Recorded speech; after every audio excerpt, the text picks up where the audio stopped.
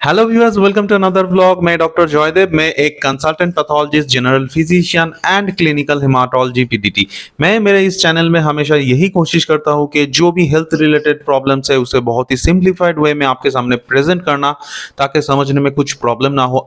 आज का जो टॉपिक है वो है हीमोलिटिक एनीमिया। हीमोलिटिक एनीमिया क्या है और ये क्यों होता है, इसी बारे में इस व्लॉग में मैं डिटेल्स में डिस्कस करूंगा। आपको अगर इस बारे में जानना है तो इस व्लॉग को एंड तक देखते रहिए।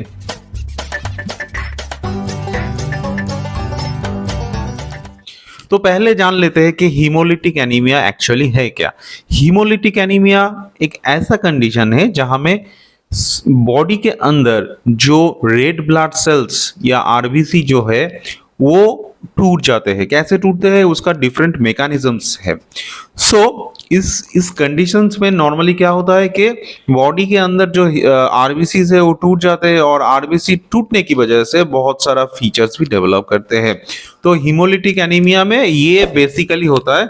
और आरबीसी टूटने से क्या होता है, आरबीसी के अंदर जो हीमोग्लोबिन रहता है वो रिलीज होता है, और हीमोग्लोबिन एक्सेस डिस्ट्रक्शन होने से जॉन्डिस जैसा फीचर्स भी डेवलप करते हैं। तो ये नॉर्मल एनीमिया से हीमोलिटिक एनीमिया का डिफरेंस यही है कि हीमोलिटिक एनीमिया में यूजुअली जॉन्डिस भी डेवलप करते हैं।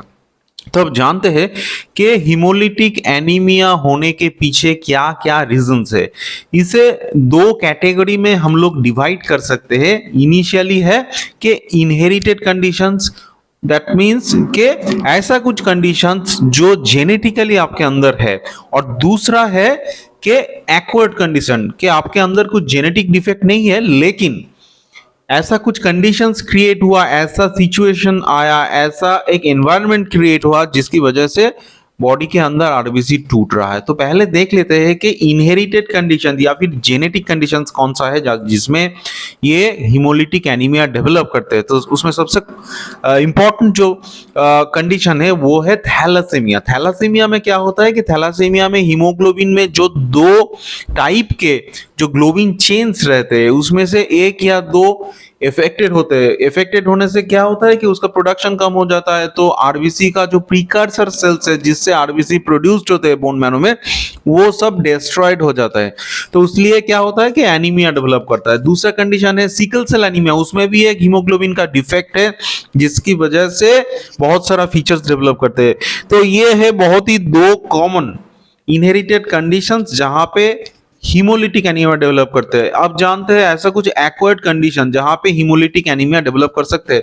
उसमें सबसे कॉमन है ऑटो इम्यून हीमोलिटिक एनीमिया। के ऑटो इम्यून हीमोलिटिक एनीमिया क्या होता है, यहाँ पे जो आरबीसी के उसके अगेंस्ट में एंटीबॉडी बॉडी में प्रोड्यूस होते हैं, और ये जो एंटीबॉडी है ये आरबीसी को डिस्ट्रॉय करते हैं। और ये एंटीबॉडी दो टाइप के होते हैं, एक है warm antibody haemolytic anaemia, second है कोल्ड एंटीबॉडी हीमोलिटिक एनीमिया। ये जो ऑटो इम्यून हीमोलिटिक एनीमिया है उसमें दोनों टाइप का एंटीबॉडी हो सकता है। हाँ, either it may be warm antibody type और इट कैन बी ये कोल्ड एंटीबॉडी टाइप।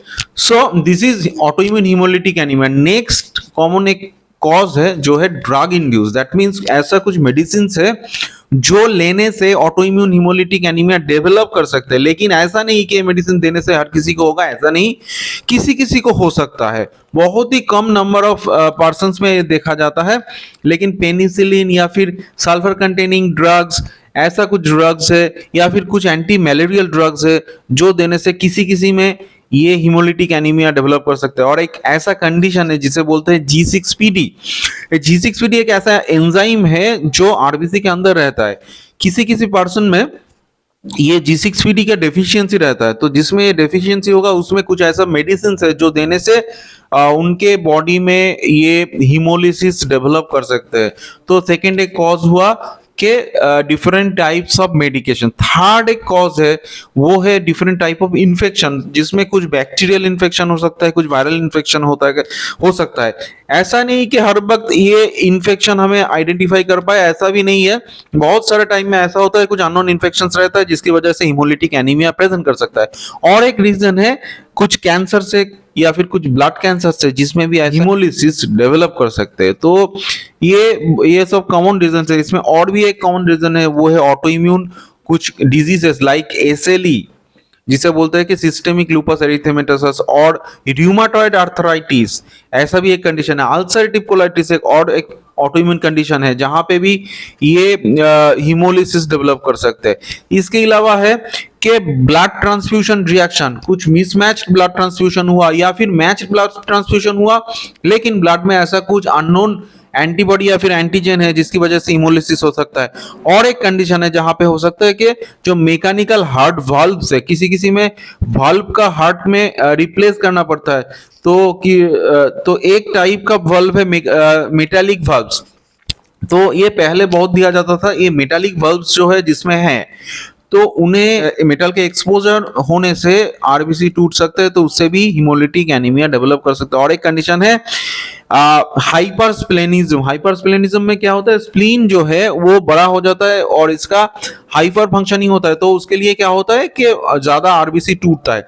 तो ये सारा रीजंस है हीमोलिटिक एनीमिया डेवलप करने का। आप अगर इस वीडियो को आपको अच्छा लगा तो वीडियो को एक लाइक देना मत भूलिए। वीडियो इन्फॉर्मेटिव लगा तो वीडियो को दूसरों के साथ आप शेयर भी कर सकते हैं। आप मेरे चैनल में नए हैं तो चैनल को सब्सक्राइब करना मत भूलिए और उसके साथ ऑल नोटिफिकेशन भी ऑन कर लीजिए। मेरा फेसबुक पेज का लिंक नीचे के डिस्क्रिप्शन बॉक्स में दिया रहेगा, लिंक पे क्लिक करके पेज को चेकआउट कीजिए। अच्छा लगा तो पेज को सब्सक्राइब कीजिए, पेज को फॉलो कीजिए। तो till then take care and stay fit, be healthy. Thank you.